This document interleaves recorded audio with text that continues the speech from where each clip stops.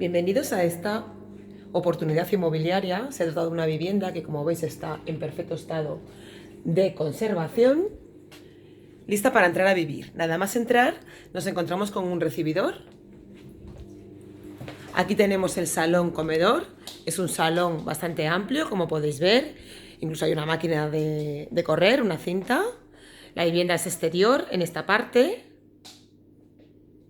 Está en una urbanización con zonas comunes como un patio y un jardín, en la calle Eugenia de Montijo. Aquí tenemos la cocina es francesa, se comunica con el salón. En este caso la propiedad no lo utiliza así, pero tiene esa función. Quedaría amueblada. Este es el baño, con una bañera grande, es un baño completo. Y aquí tenemos el dormitorio.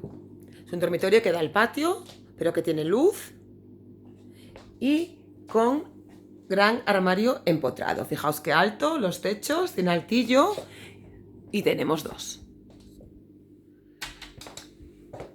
La propiedad lo que hizo fue eliminar la caldera y la calefacción ahora mismo es eléctrica, pero tiene toda la instalación, simplemente sería colocar una caldera, ya que tenemos los radiadores, pero le interesaba más eléctrico por consumos. O sea que podéis elegir cualquiera de las dos opciones.